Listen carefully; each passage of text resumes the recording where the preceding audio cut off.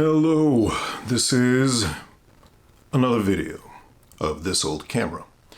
This time I'm going to be using for the video setup, again it's dual purpose, I'm going to be trying out this time the a6100 Sony to video with, along with the Sigma 30mm f1.4. Just wanted to see how much of a difference it made. It feels as good as the 56 behaved itself and as good as the 16mm behaved itself recently.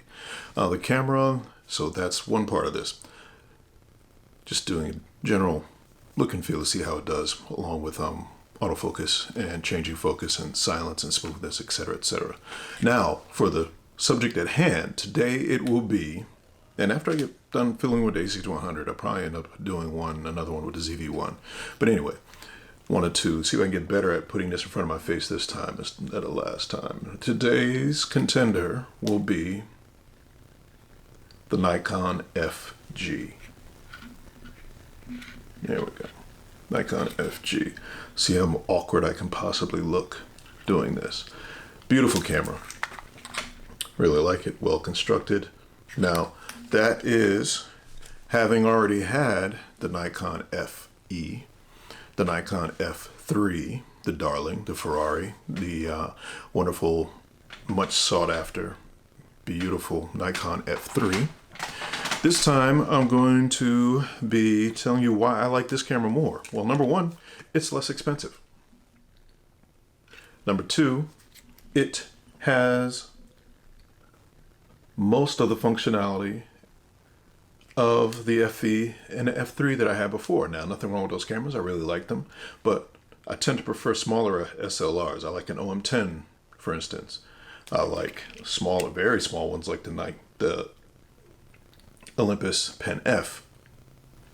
Happen to have Pen FT, but in any event, this is very nice. And also, more importantly, it holds on to these wonderful lenses.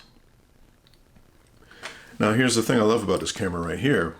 This body is a perfect fit for these Nikon Series E lenses. Now, these aren't the highest rated. They aren't the most vaunted. They aren't the most sought after. But guess what?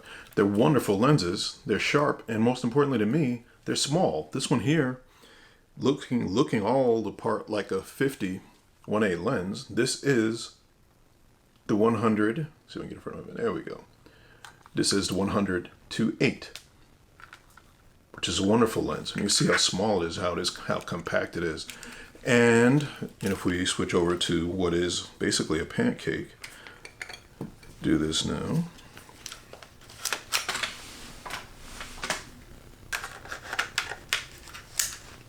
Now, here's the 50 f1.8 Series E. Beautiful little lens.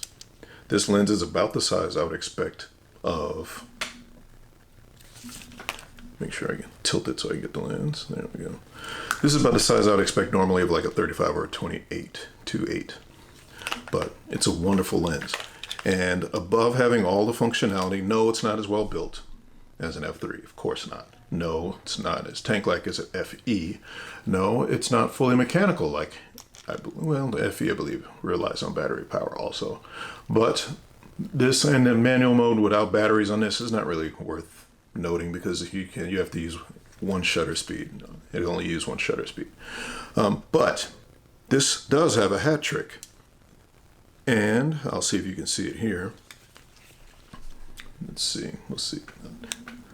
Test later whether it's actually focused. But if you notice here, unlike my FE, unlike my F3, this has a P mode, which I didn't even know AIS Nikon lenses could do program mode, but this does. All you do is you set it to the smallest aperture, f22, put it in P mode, and then it will keep me, because I typically like to use aperture priority. This is what I use outside during the day, because since I love aperture priority most of the time, and that's even how I shoot digital, but I occasionally forget with these cameras, they can't go up to 1/8,000th of a second, like an A7 Sony body can. But what this does instead is this is my, Eric forgot he's shooting a film camera again, and instead of shooting aperture priority and having everything blow out because I needed to stop down, I put this in P mode instead. and it will do a great job. And I've already used it in that mode and it works fantastically. Not a word. It works very well. And that's it. Has a little beeper on here, but most importantly, the thing about the little alarm on here is the most important thing is you can switch it off. It's the most important part of the bad exposure alarm is that you can turn it off. And that's it. Solid body, beautiful piece of kit. It earned the Old Strap Award, which is basically the strap I usually use in the SLR that I use most. And if you ever get a chance to get one, oh, and that's the other thing, the price. I think I paid $50, $60 for this body, if not much more. And these Series E lenses also are very affordable, and they reap excellent results. To me, every bit worth the little hit you get in kind of quality and bragging rights. These Series E lenses are excellent build quality. And with that, you get this very compact kit. Lens, body. And with that, that'll close right here. Again, much less expensive, much less dear, excellent results. Because I mean, basically, these Nikon lenses are excellent. Any Nikon lens is excellent. And if you want to, that's the beauty of it. You can shoot the higher end glass on these. You can shoot the fancier glass on these. One caveat though, when you do use private program mode, for instance, this lens is 1.8. It is limited to 2.8 in program mode. It will not open all the way up to 1.8. That's just one caveat. But here's the thing. If I'm outside during the daylight, that's the whole point of me using program mode in the first place. I don't have to worry about it. So not a big deal. I really like having that there. And other than that, that's about it. Great camera. Highly recommended. Have a good evening. Or whenever you're watching this. Bye.